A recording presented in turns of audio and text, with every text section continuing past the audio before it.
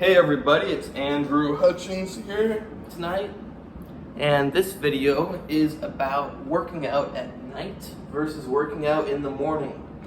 What are the pros and cons of each? What are the differences? So when you work out in the morning, because morning's at the beginning of the day, so I'll start there. When you're sleeping, you're very inactive. So your blood, your heart rate and everything, well actually if you're dreaming it goes up, but you're very inactive and not moving, so you don't have the best blood circulation. You wake up, you're kind of stiff, maybe you're even cold. I mean, it's not like I need to tell you this, you know that when you wake up in the morning, you're not quite as fluid and stuff as the end of the day. I mean, unless you're doing hard work all day long, then you're all sore and everything. But yeah, basically at the beginning of the day, you're gonna have worse blood flow and circulation when working out, which means that you cannot work out quite as well, and you are more prone to little injuries. And when those little injuries take place, they can't heal quite as good. Now you may be thinking, oh, I don't get injuries when I work out. Pretty much every time you work out, you're getting little tiny injuries that you don't even notice. But they get healed and they're no problem. But say you were to take this to the extreme and always work out every morning very cold without warming up, they might start to accumulate. So if you're gonna work out in the morning, maybe walk for a while first, and then go for a little jog on the treadmill or something.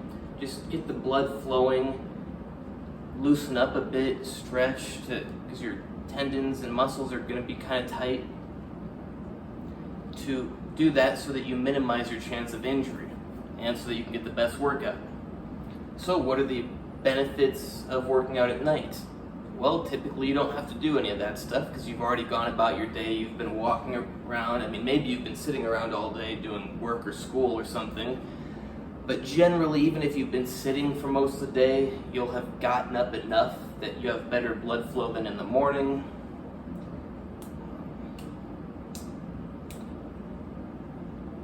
A downside is working out at nighttime too close to when you should go to sleep can keep you up at night. And an upside of working out in the morning is that as long as you don't work out so hard that you exhaust yourself, it can give you good energy for the rest of the day. Another thing is that when you work out, it gets your metabolism up.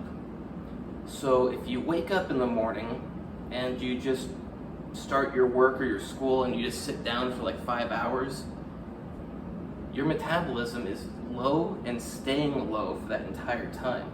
But if you wake up, you go work out, get up, and then you do your school or work for 5 hours, during that 5 hours you've got high metabolism. It's coming down a bit, but you're going to be burning much more calories while you're just sitting around. You don't really get to use all that benefit if you work out at night. It still happens, it still raises your metabolism, but it might keep you up at night. So it kind of counteract. It's not that it directly counteracts the positives, but it brings some negatives along with it.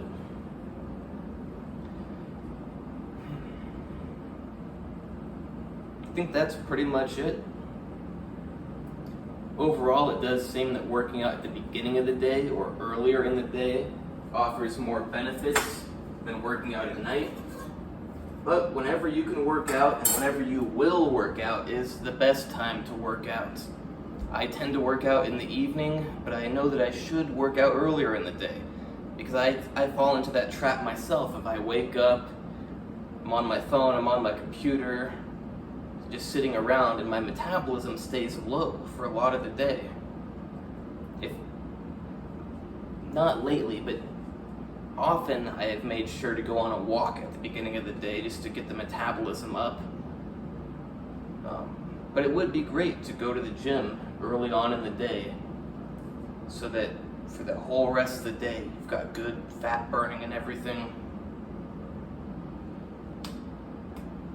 Hope you like this video. Please check out my other videos. Like and subscribe, hit the bell icon, share it with your friends, tell people about it, do whatever. And you can hire me for training advice, diet advice, supplement advice, explanation of supplement ingredients. You cannot hire me for medical advice. I know you want to, and I'd love to give it to you, but you can only hire me for a consolidation of medical information along with my opinion. That is okay. And very soon you can buy my book on tendinitis, A Systematic Guide to Defeating Tendinitis. Version 1, or maybe first edition, that's what it will be called. And if you don't want to get rid of your tendinitis, you can not buy my book. Yeah, it's that simple.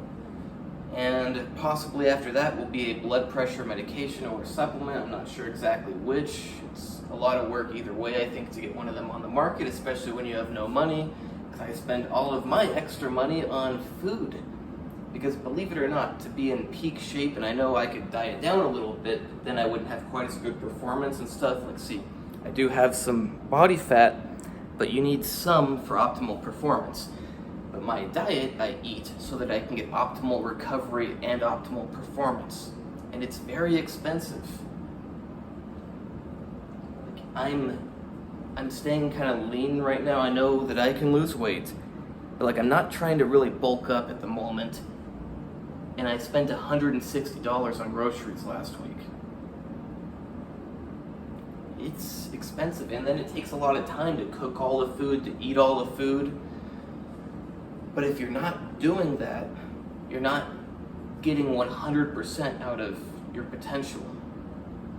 And I'm not like a paid bodybuilder or a fitness model, so it doesn't really matter if I get 100%, I guess. But I'm just that kind of person where I want to do 100% of what I can. I can't always, but as often as I can, I try to take things to the max. Hope you like this video. Good luck.